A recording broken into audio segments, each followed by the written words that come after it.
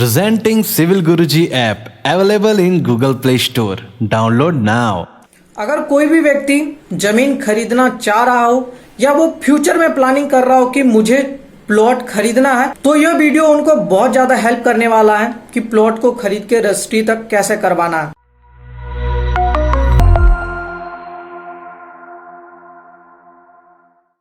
नमस्कार दोस्तों, स्वागत है आपके अपने चैनल सिविल गुरुजी में। मैं engineer Amrendra Bharti, corporate trainer और आपके लिए सिविल गुरुजी। आज के इस वीडियो में हम लोग बात करने वाले हैं कम्प्लीटली जमीन के बारे में। हम लोग जो प्लॉट खरीदते हैं, प्लॉट खरीदने के बाद उसका रजिस्ट्री प्रोसेस क्या होता है, कौन कौन से डॉक्यूमेंट्स लगते हैं हमें जमीन को रजिस्ट्री कराने में, इन चीजों के बारे में पूरा डिटेल्स में हम लोग समझेंगे इस वीडियो में। तो बने रहिए हमारे साथ इस वीडियो के अंत तक।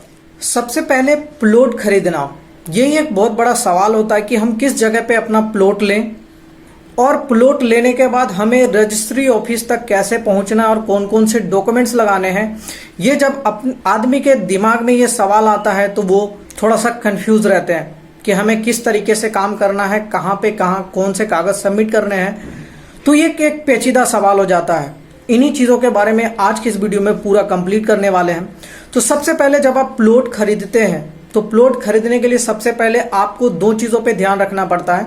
आप जब कहीं पे भी प्लॉट लेने जाते हैं तो उस प्लॉट के बारे में, उस प्लॉट का ओनर कौन होने वाला है उसके बारे में पता करते हैं, या तो फिर प्लॉट लेने के लिए हमें प्रॉपर्टी डीलर के पास पहुंचना होता है। तो दो प्रोसेस के थ्रू हम लोग जमीन तक पहुंच सकते हैं। पहला तो या हमें जमीन का मालिक का पता हो या फिर हमें प्रॉपर्टी डीलर की हेल्प से हम लोग जमीन ले सकते हैं। तो अगर हम लोग प्रॉपर्टी डीलर की हेल्प से हम लोग जमीन भी लेते हैं तो वहां पे प्रॉपर्टी डीलर का एक कमीशन बनता है जो आपको देना पड़ता है। तो जैसे ही आप प्रॉपर्टी के बारे में आपको पता चल जाता है, उसके बाद में आपका नेक्स्ट स्टेप होता है उस प्रॉपर्टी के बारे में इंक्वायरी करना कि आपका जो जमीन है उस जमीन का मालिकाना हक किसके पास से है, या फिर आप जिसके पास से प्रॉपर्टी ले रहे हैं उस प्रॉपर्टी का कागज उसके पास है कि नहीं, या फिर जो प्रॉपर्टी आप खरीदना चाह रहे हैं उस प्रॉपर्टी पे पिछले कोई केस तो नहीं हुआ। तो इस चीज के बारे में आपको पहले इंक्वायरी करना होता है। नेक्स्ट है उस प्रॉपर्टी का डॉक्यूमेंट्स के बारे में। जो आप प्रॉपर्टी खरीद रहे हैं उस प्रॉपर्टी का डॉक्यूमेंट सही है, वर्तमान की स्थिति क्या है, साथ ही साथ उस प्रॉपर्टी का पूरा इतिहास के बारे में। पहले वो प्रॉपर्टी किसके नाम पे थी, अब किसके नाम पे है, और अभी जिससे हम लोग खरीदने वाले हैं क्या उसके नाम से वो प्रॉपर्टी है कि नहीं। अगर वो प्रॉपर्टी उसके नाम से नहीं है तो क्या उसके पास पावर ऑफ अटर्नी है उस जमीन का। तो ये पूरे के पूरे सारे डॉक्यूमेंट्स हम लोग चेक करते हैं। उसके बाद हम लोग उसकी रेट को भी ध्यान में रखते हैं, क्योंकि हमारा रेट जो होता है वो दो टाइप का रेट चलता है। एक तो हमारा जो सरकारी रेट, जब आप रजिस्ट्री ऑफिस में जाते हैं रजिस्ट्री कराते हैं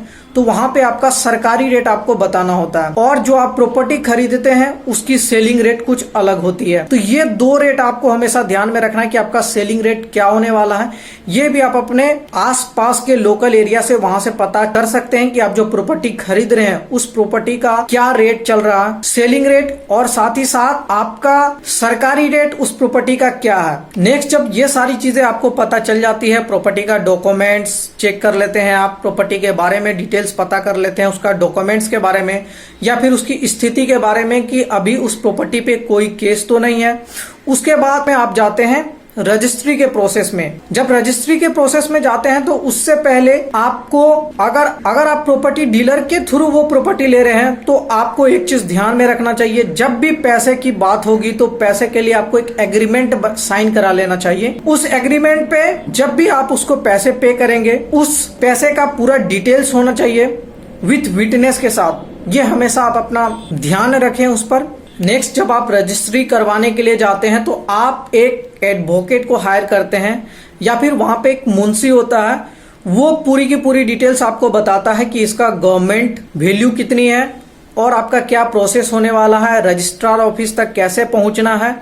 उससे पहले की प्रक्रिया को वो पूरा का पूरा तैयार करता है कि कौन सा स्टाम्प पेपर लगेगा, उस स्टाम्प पेपर पे प्लॉट का पूरा डिटेल्स क्या होने वाला है, वो सारी चीजें फॉर्मेट को पूरा डिटेल्स में उसमें बनाता है और स्टाम्प पेपर को वो फिर ऑफिस तक पहुंचाता है। तो जिसमें कि उसको उसकी जरूरत पड़ती है, सबसे पहले एक तो स्टाम्प ड्यूटी पेपर होना चाहिए, साथ ही साथ जो भी प्रॉपर्टी आप खरीद रहे हैं उस प्रॉपर्टी पर बायर और सेलर दोनों का फोटो उस जमीन पर होना चाहिए। साथ ही साथ आइडेंटिटी कार्ड जो आप खरीद रहे हैं और जो बेचने वाला है, दोनों का आइडेंटिटी कार्ड, और साथ ही साथ दो गवाह और उनका आइडेंटिटी कार्ड, ये जरूरी होता है आपको किसी भी प्लॉट का रजिस्ट्री कराने में। जब इतना सारा काम हो जाता है तो जो एडवोकेट होते हैं वो पूरे उस डॉक्यूमेंट को रजिस्ट्रार के पास ले जाता है और रजिस्ट्रार में आपकी जो प्रॉपर्टी का डिटेल्स है उसकी प्रोसेस लग जाती है रजिस्ट्री में। तो जैसे ही आप रजिस्ट्री ऑफिस पहुंचते हैं वहां पे आपको मिलेंगे तीन काउंटर, जिसमें कि पहला जो काउंटर होगा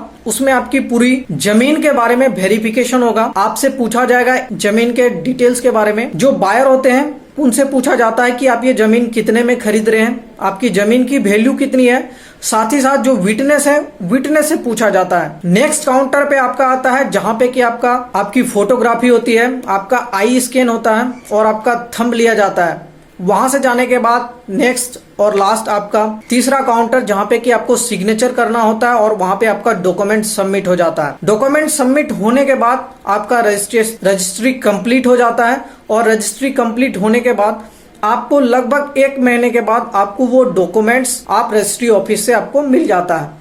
तो इस प्रोसेस के तहत आप कोई भी प्रॉपर्टी जो आप लैंड खरीदना चाह रहे हैं उसका आसानी से आप रजिस्ट्री करवा सकते हैं। आई होप ये रजिस्ट्री का प्रोसेस आपको अच्छे तरीके से समझा पाया होगा। अगर ये वीडियो आपको अच्छा लगा तो अपने दोस्तों के साथ शेयर कीजिए, वीडियो को लाइक कीजिए और अगर आप हमारे चैनल पर नए हैं तो हमारे चैनल को सब्सक्राइब कीजिए। वीडियो देखने के लिए बहुत बहुत धन्यवाद। करना है कुछ खास तो चलो हमारे साथ सिविल की बात गुरुजी के साथ। मिलते हैं अगले वीडियो में, तब तक के लिए धन्यवाद।